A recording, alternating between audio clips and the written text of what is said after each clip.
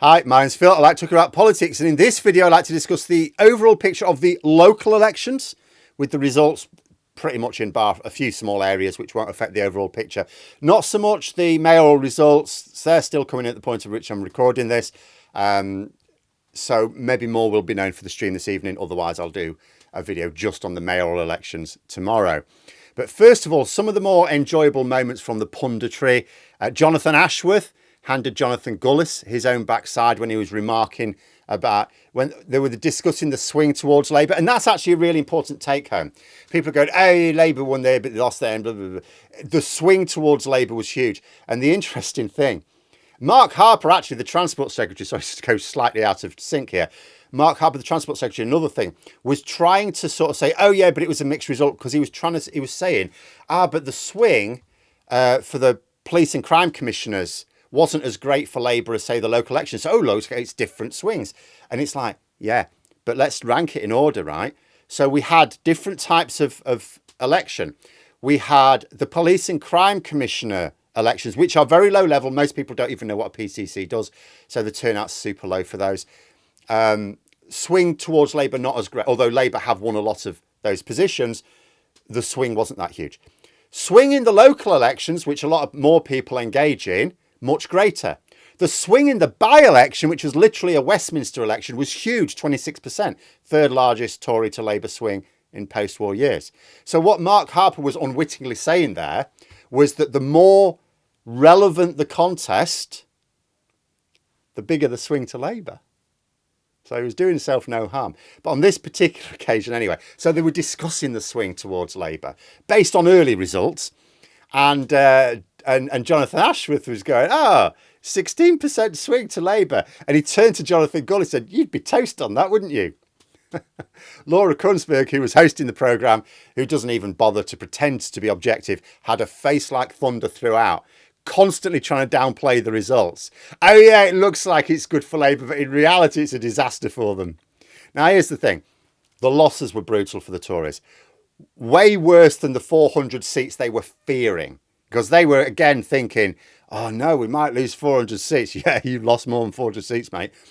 Again, it's not just that they're bad results. They're worse than expected results because of tactical voting.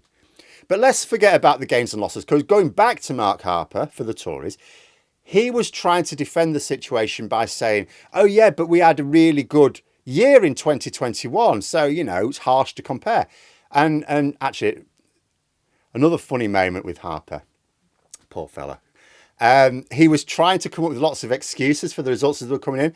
And then he had to be interrupted by the host. It wasn't Kunsberg this time, it was a different programme. Only to be told, I hate to interrupt you, but you've just lost another 2 councils while you were talking, which is vaguely hilarious. Come up with lots of reasons for why it's not disastrous. Oh, by the way, you just lost 2 more councils. But anyway, I have no problem not comparing with 2021. Because do you know what? A lot of the media focus on gains and losses, and they're not the best measure. Because let's be honest, when Labour are in power, they're going to be suffering losses. We know how it works. If you have a good year and you make lots of gains, then the next time they're won, you obviously can't gain the seats you already won last time. You can only gain new ones. But if you had a really good year, you're not going to gain new ones. You're probably going to lose. But it can still be a good result, right? That's understandable. I'm totally on that. I can agree with Harper on that. So let's look at the raw results. Labour have won over 40% of all the seats on offer. The Tories won fewer than 20% of them. So that takes the comparison factor with 2021 out completely. Labour won more than double the number of seats the Tories did. It doesn't take account of whether the results last time were good or bad. Those are the raw results. At the time I'm recording this, there are still some more councils to come in, but too few to change the overall picture. The bottom line is the Conservatives feared losing 400 seats. They've lost way more than that. If that's not terrible results, what is? Labour won more than twice as many seats as the Conservatives. If that's not terrible, what is? Which reminds me, the media didn't even wait for the results to be in before they were predicting a hung parliament again. Sky News. They did it last year as well. Interestingly, Dan Hodges of the Mail last year was promoting this dodgy mads. Oh, he's going to be a hung parliament. This year he's going, oh, this is all crap. Which it is, by the way. But it's interesting that last year he was all over it. This year he's decided he's going to call it out. I'm guessing he's sulking that his 4-week campaign against Angela Rayner hasn't worked. In terms of some notable results, it's worth considering. There are two ways to look at local election results. The first is for what they are, what it will mean for local areas to have new or existing councillors, PCCs, London Assembly members and mayors. The second is in terms of what we can read into the results as a trajectory for the local election. Now, my main interest is that second one. But in terms of the first, the standout result is surely the Tees Valley mayoralty. The Tories winning this one is disappointing because the Tories won it, right? But it's extra disappointing, even for someone like me who's nowhere near the northeast. It makes it harder to blow the lid on the corruption associated with the Teesside Freeport. Yes, with Labour in government, they could order a proper investigation. My worry is that it might look party political, right? Oh, you didn't like the result of the last investigation, so you're just going to keep having them till you find what you want. Yeah, dodgy as hell. That's my worry.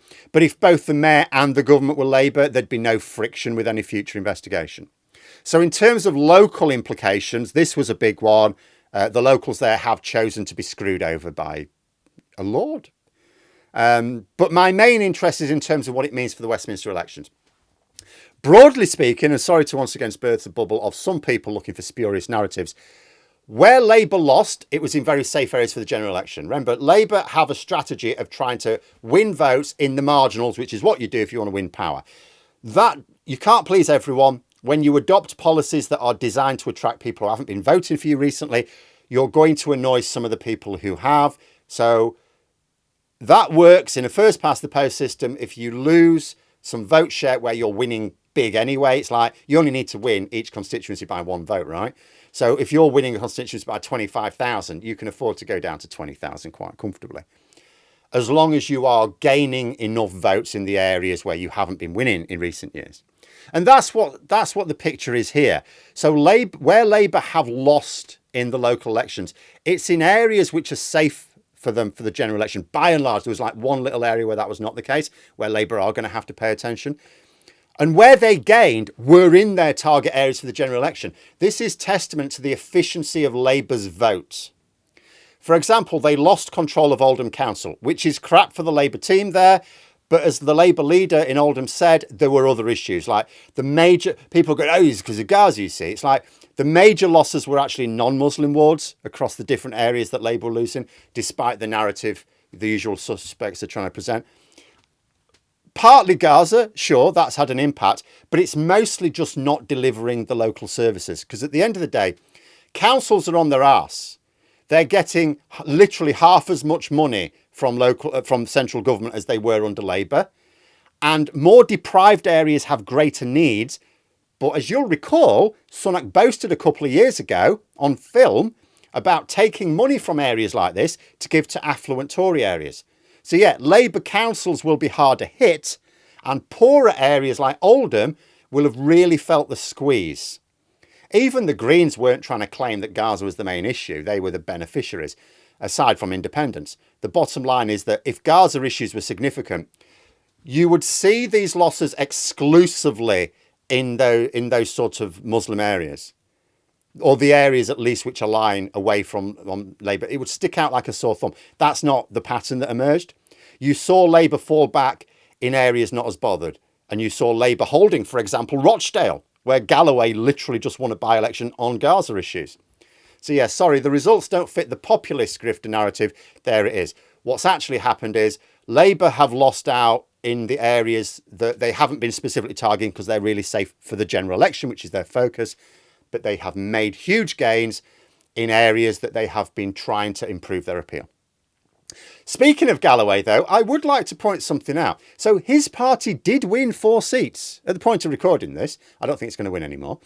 That is twice as many as Reform UK. Now, the media are mostly talking about Labour and the Conservatives. Of course, as you'd expect, that's fine. They're the main two parties. But then they're talking about Reform UK. Quite a lot of emphasis on Reform UK, getting lots of people from Reform UK, well, Richard Tice mostly, to talk to him. Why? They are literally in last place in the league table of wins.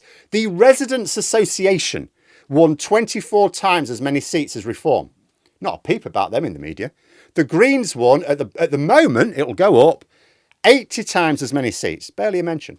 The Lib Dems won over 250 times as many seats. Again, hardly a mention. Almost like our media is corrupt and unfit for purpose. I may have mentioned this once or twice in the past. But in terms of Labour's performance, like I said, losing some votes where they will still win handsomely in the general election, gaining them where it's harder to win. And speaking of gaining where it's harder to win, there was one real holy crap moment.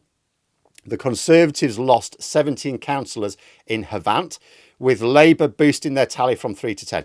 This is basically one of the safest Tory areas in the country. It would be like the Conservatives making major gains in like Liverpool Council or something.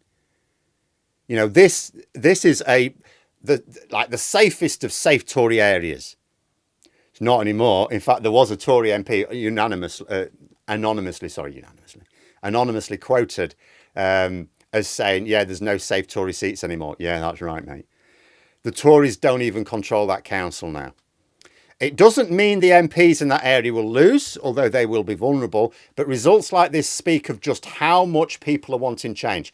This will not be a Labour target area, but Labour still made huge gains, more than 3 times as many councillors.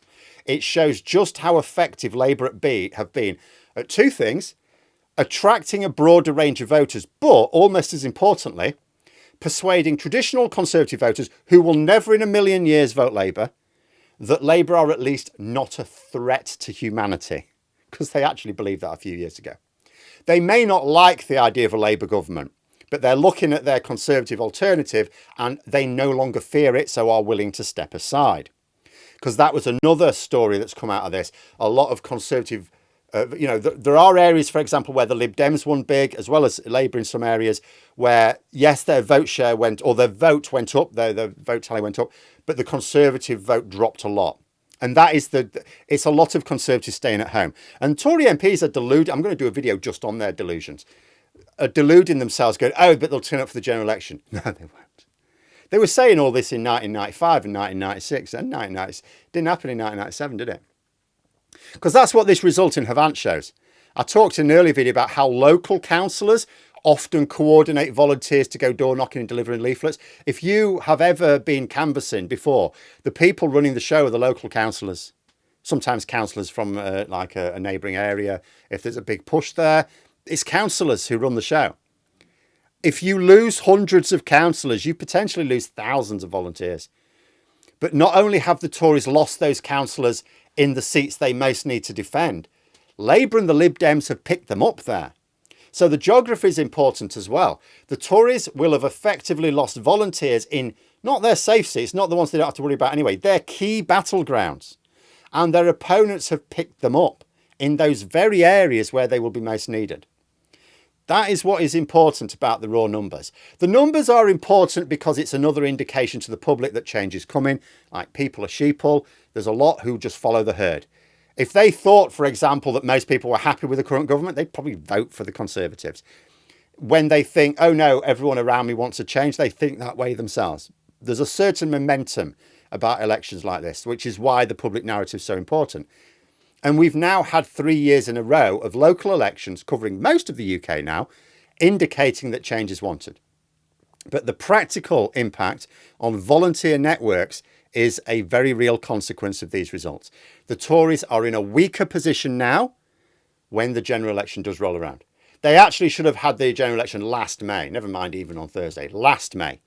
They would not only have been in a better polling position, but they'd have had way more volunteers for their campaign. I wonder how many Tory MPs are even thinking about this. But there we are. Those are my thoughts. If you enjoyed the video, please subscribe for further content and click the like button. You can also sign up for memberships if you'd like to support the channel further. Thanks for watching. Until next time, I'll see you later.